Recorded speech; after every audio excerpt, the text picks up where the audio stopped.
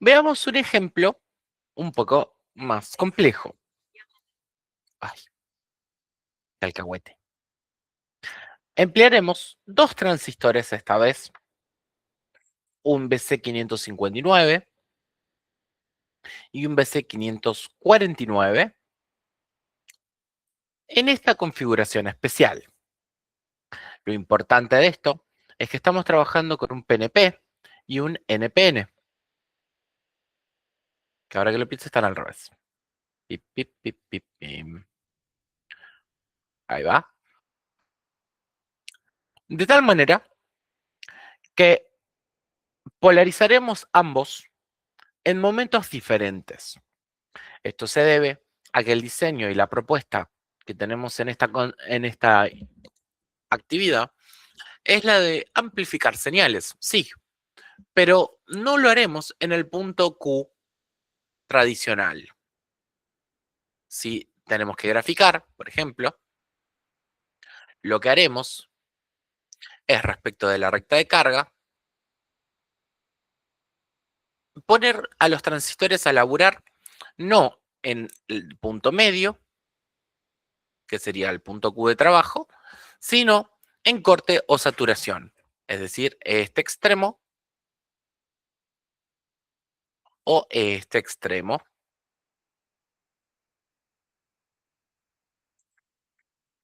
en momentos diferentes, particularmente en cada semiciclo. En el semiciclo positivo se activará y se encenderá el transistor BC549, el NPN, y en el semiciclo negativo se encenderá el BC559.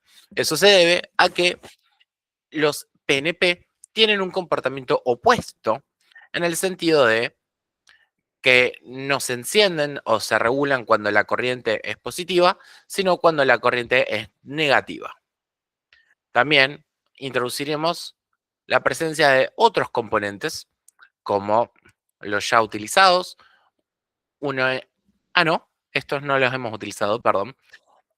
Utilizaremos, entonces, en esta situación particular, 1N4148, que son diodos rápidos o diodos Schottky, que son diodos capaces de conmutar a gran velocidad, a diferencia de los diodos rectificadores. Utilizaremos un capacitor electrolítico como capacitor de acoplo,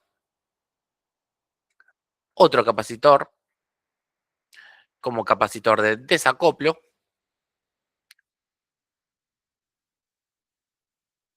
y conectaremos, en lugar de respecto de tierra, conectaremos el extremo positivo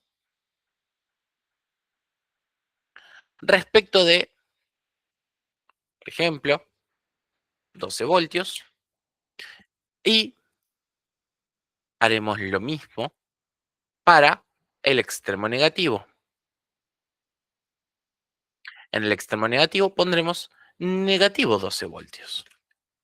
Lo que conocemos como alimentación simétrica, porque tanto para el positivo como para el negativo reciben tensión los componentes.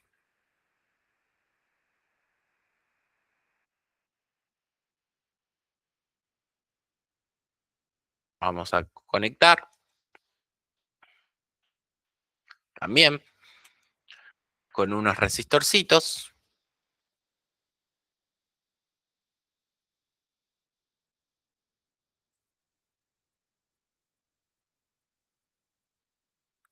Los diodos.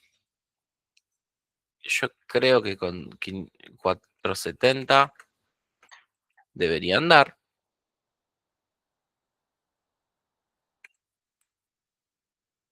Y conectaremos una carga para poder medir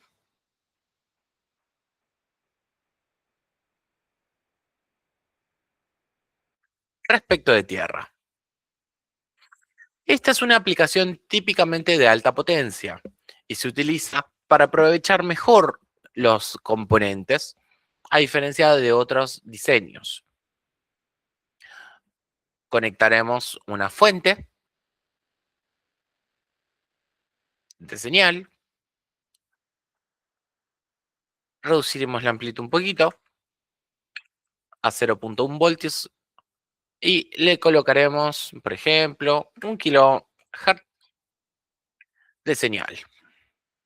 Ahora vamos a medir el funcionamiento del circuito con un osciloscopio. Observemos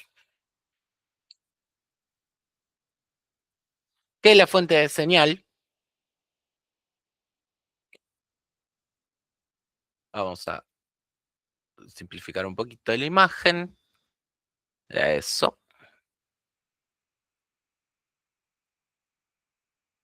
ahí va, no está amplificando nada. Esta es la señal de entrada y la señal de salida se encuentra ligeramente desfasada.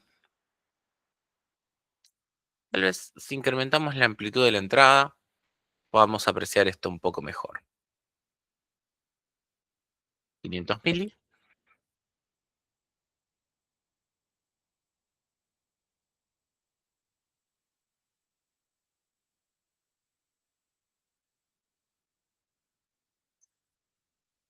Lo que vemos es prácticamente un seguidor de tensión, con la diferencia de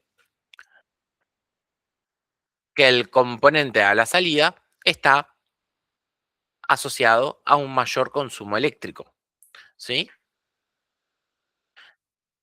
Ya que estos dos componentes o estos dos extremos de la fuente lo que permiten o fomentan es el consumo de mayor corriente para poder alimentar la carga. De manera tal que supongamos que la carga ahora valiese 10 ohms, aún así recibe tensión a pesar de que, bueno, ha disminuido considerablemente su amplitud. Tal vez tendría que aumentar la capacitancia. Ah, y este capacitor, no, ese capacitor está bien. Veamos. Ajá. Cambiando los capacitores, logramos ajustar un poco más la señal de salida. Veamos si logramos amplificar la señal. No, es un seguidor de tensión perfecto.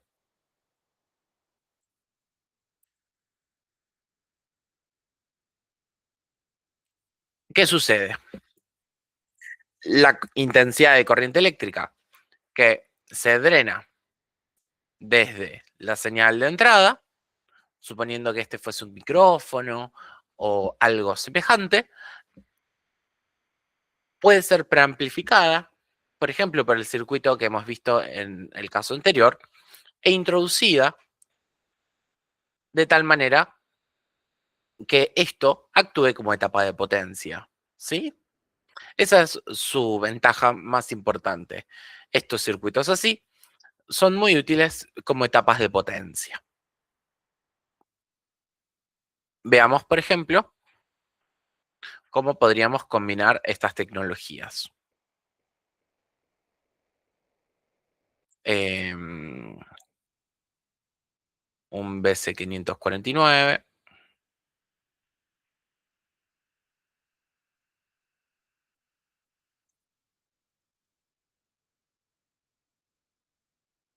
un resistor para el colector,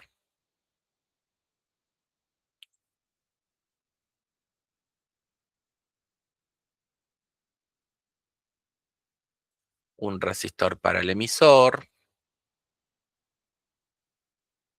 una tierra. Acá no hace falta alimentación simétrica.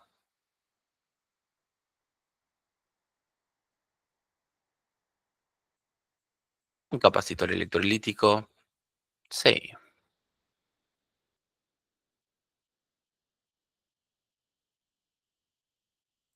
vamos a usar los mismos valores. 300,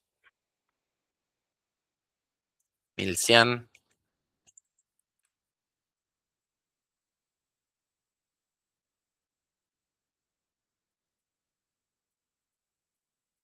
4K7 y 1K.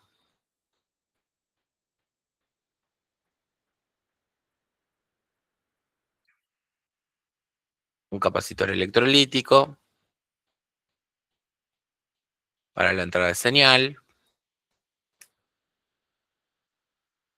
y una fuente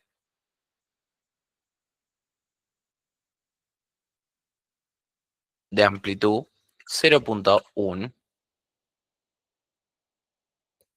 a 1 kHz. Entonces, ventaja de este circuito, tenemos la amplificación en esta región y luego tenemos la amplificación de potencia. Veamos cómo opera. Tenemos este circuito diseñado principalmente, no configuré los resistores, 4K7 y 1K. También vamos a cambiar los valores capacitivos. Los vamos a exagerar un poco para generalizar el circuito. Tenemos la primera etapa que opera en el punto Q, es decir, aquí. Y la segunda etapa donde cada transistor opera en cada momento en saturación y corte. Vamos a poner un osciloscopio para medir salida,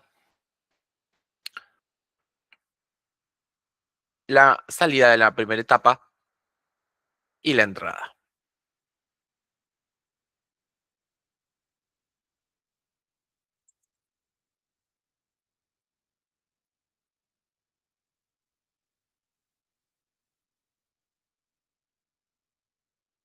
Vemos la entrada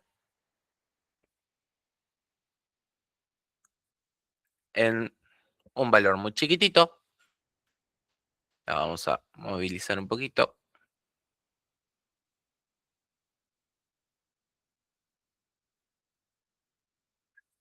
Ahí.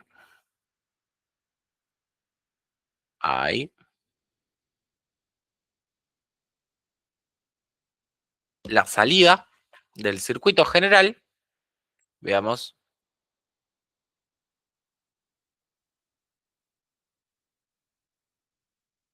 Y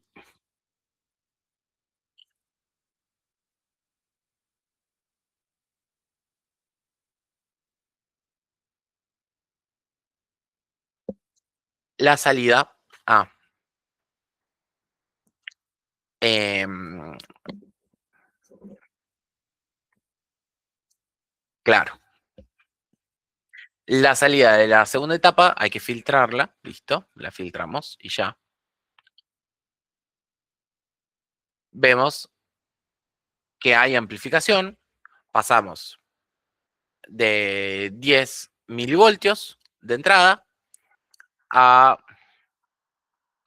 300 milivoltios de salida de la primera etapa y 300 milivoltios en la segunda salida.